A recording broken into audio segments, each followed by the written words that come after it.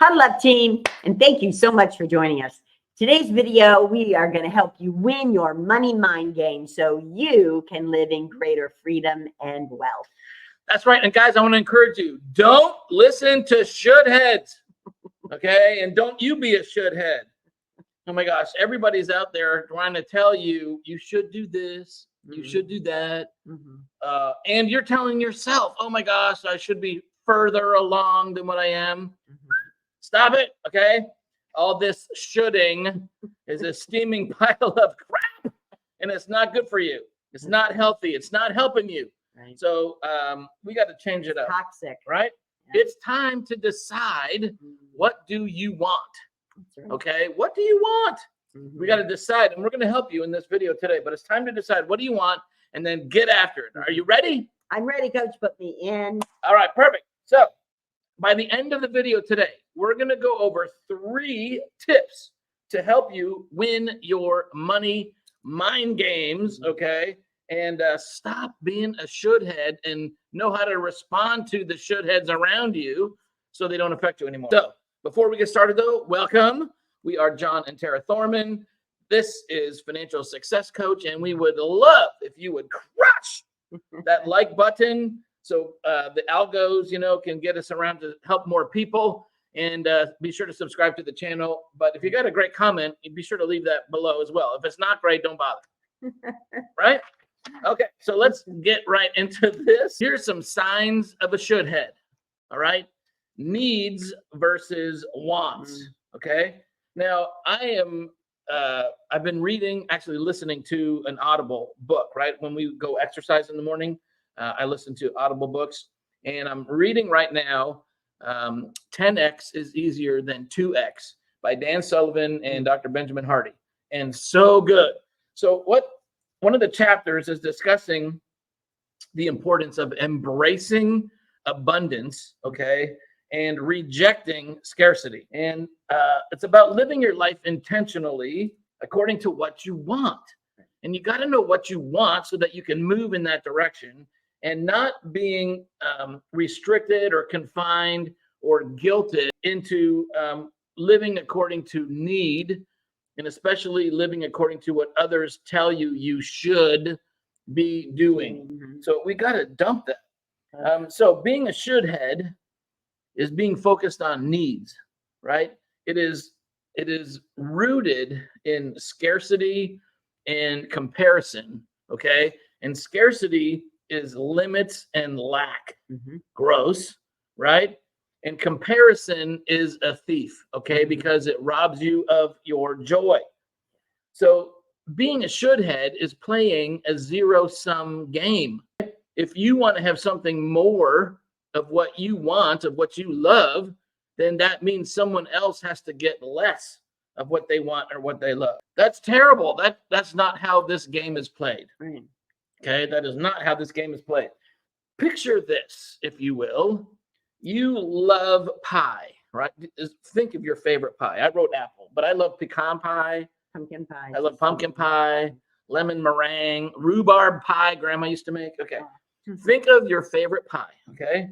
And it's coming out of the oven all hot and smells amazing and your mouth's watering, right? And it's cooling on the counter by the kitchen window. Yeah. Your favorite pie. Right. But you're told you can only have one small piece. Because there's only one pie, and we got to make sure that there's enough for everybody. Right. And if you want more pie, someone's going to get less pie. What do? That sucks, right? You want to have 2 pieces or maybe the whole thing and maybe a little ice cream a la mode. You know what I mean? So here's the recommendation, right? Because pie is your favorite, don't be a should head, right? Don't limit yourself to what others said you should be happy or content with. Get what you want, because it's okay. It's good to want good things. Yes. Right? We're not talking about evil. Right. It's good to want good things. So it's okay to have a second piece. And you want to know why it's okay to have more pie? Because there's an abundance of pie. We can bake another one. There's not a limit. There's not scarcity of your favorite pie. Right. We can make more. In fact, you probably are making a second one in the oven right now Yeah. because you know it's my favorite, right? So if you want something good, go for it. Choose what you want and go for it. Don't be limited. Okay, so that's number one. Number two, should heads need a software update, right? Yeah. So here is the fact, Jack. Mhm. We are all programmed and conditioned through our family, Mhm. through our school, through our jobs, through the media, through entertainment, through the government, through our personal experiences. All of these influences, okay, have programmed you to believe certain things about money and wealth, Mhm. right? Yes. We've been programmed and conditioned already. Yeah. This has happened, and you may not be aware of it, but the programming by these institutions, especially the government and media and entertainment and business, and religion, sadly, the programming keeps you broke. Mm. The programming is designed so that you're broke, dependent, fearful, Mm. right? Yeah. And some other horrible things that there's no way to live. You don't want to do that. We are told from this programming that we should that we should have certain things, that we should only need to have this much. And we're programmed to believe that we should work hard for our money. Yeah. Which is interesting because wealthy people don't work hard for their money. You know what they do? The exact opposite. They make their money work hard for them, right? Mhm. So, mind shift here, okay? So we got to change that up. They do the exact opposite of what they're telling us to do. I need you to appreciate and understand this, okay? Wealth is spiritual.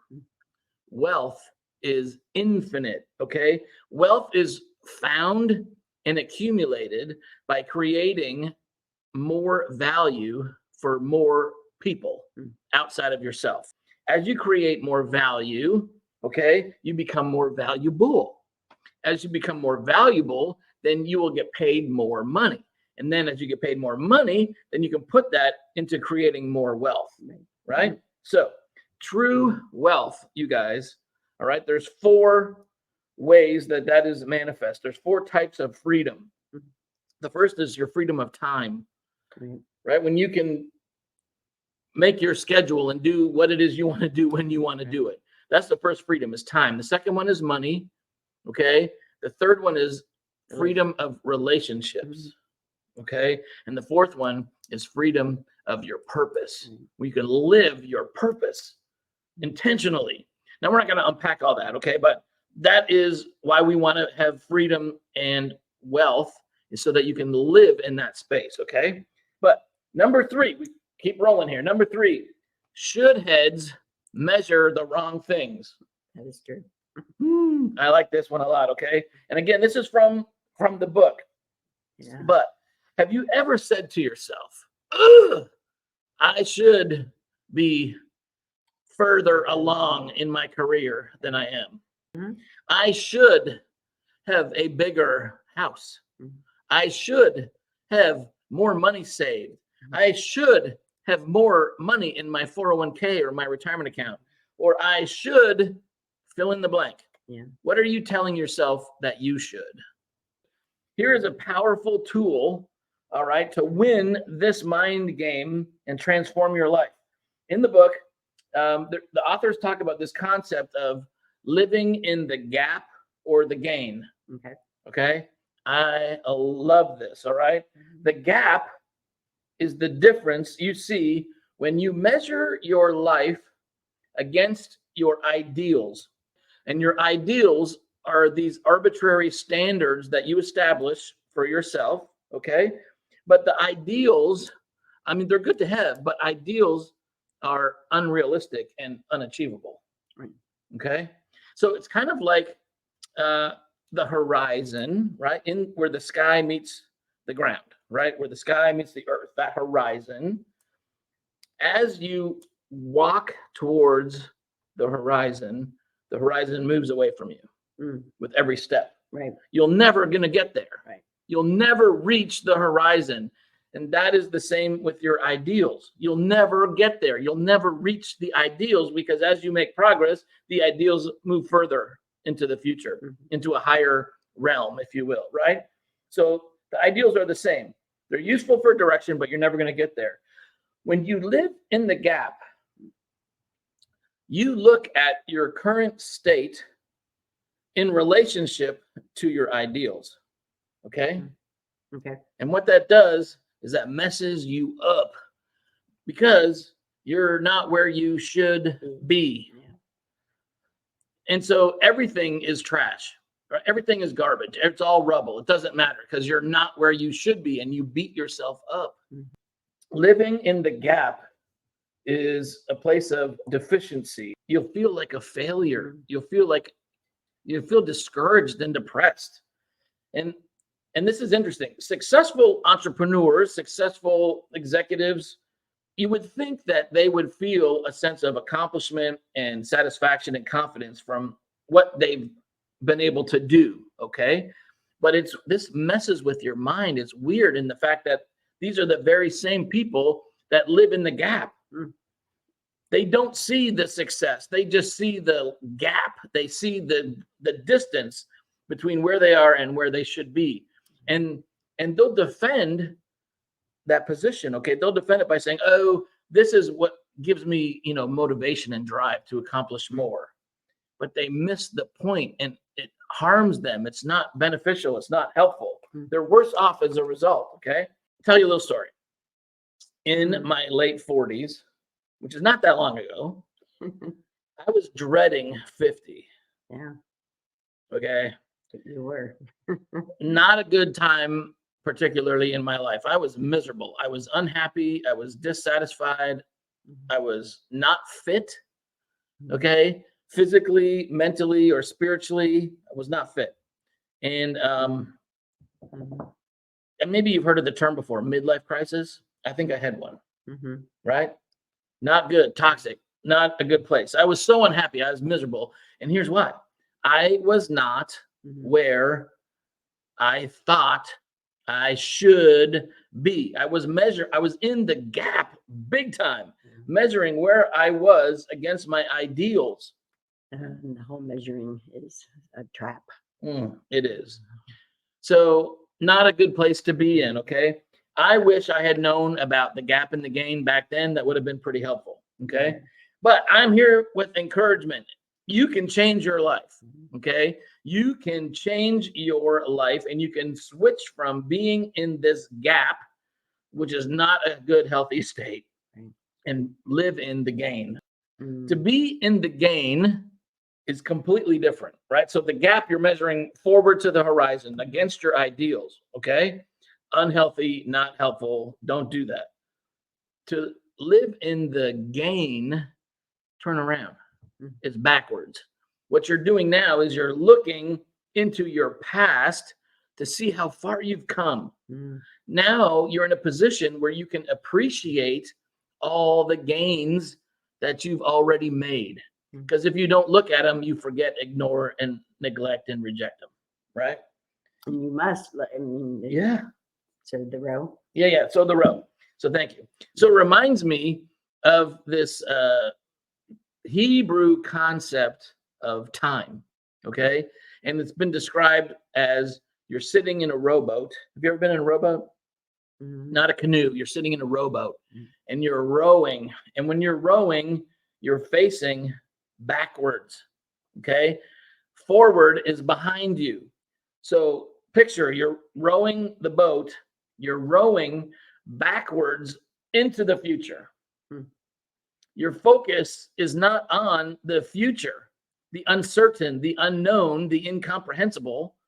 Your focus is on the past and seeing the guideposts, seeing Right. the markers, seeing all of the things that you've already accomplished, Experience. your Yeah. experiences to get you to where you are. Right.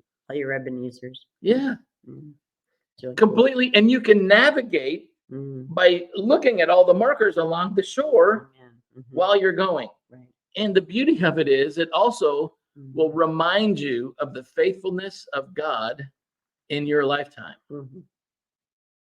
And that gives you hope, that gives you courage, that gives you strength and encouragement to keep on rowing, baby, and get there. Right? So good. So good. So Mhm. don't forget that rowing backwards into the future. It's a great visual, a great picture, but that is living in the game because you can see and remember and relive the experience of all those achievements that you've already had. Mhm. Right? I love that so much. Mm. So we create our future out of our imagination, Yes, we do. right? You decide. Mhm. We are not human beings, Mhm. okay? We are human becomings. Mhm. Who do you want to become, That's good, huh? right? Mhm. Don't be a shithead. Mhm. Don't listen to the shitheads, okay? I want to encourage you. Decide who you want to be, Mhm. okay? And move in that direction. That's awesome. You can do it. You can change your life, guys. And we are here to help. If you want a coach to help you with your financial needs and goals and wants, forget the need, right? The wants, right? We are here to help you. So be sure to reach out to us, schedule a time on our calendar, book a free initial consult. Man, we love you. We love doing this. And we want to help you become the person you want to be and to realize freedom and wealth Mhm. in your life and in the generations that are coming behind you. All right. Mhm. So have a great week, guys. Start implementing this stuff. Work on your programming, right? Get some new downloads and start. And you can do that by watching some of our videos, reading some of these good books. You got to be intentional about your reprogramming. That's right. Don't leave it undone. Good job. All right. We'll see you next week. Bye-bye.